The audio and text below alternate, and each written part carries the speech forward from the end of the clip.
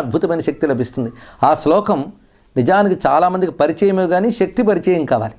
సర్వమంగళ మాంగళ్యే శివే సర్వార్థ సాధికే శరణ్యే త్రయంబకే గౌరీ నారాయణి నమోస్తుతే.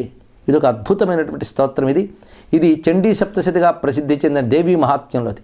అందులో ప్రతి శ్లోకము అద్భుతమైన మంత్రరాశే, కానీ ఆ శ్లోకాలన్నింటిలోని ఒక మణిరత్నంలా ప్రకాశిస్తున్నటువంటిది ఈ దివ్యమైన శ్లోకం. దీనిలో భావం ఏంటంటే సర్వమంగళ మాంగళ్యే, మంగళము కలిగించే వాటిలో ఆ మంగళకర శక్తిగా నువ్వు ఉన్నావమ్మా అన్నారు ఇక్కడ.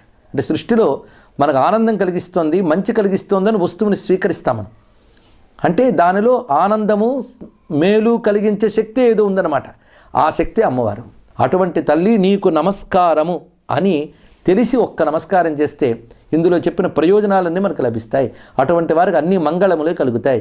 ఇది అమ్మవారి మంత్రాల్లోకెల్లా మహామంత్రంగా భావించి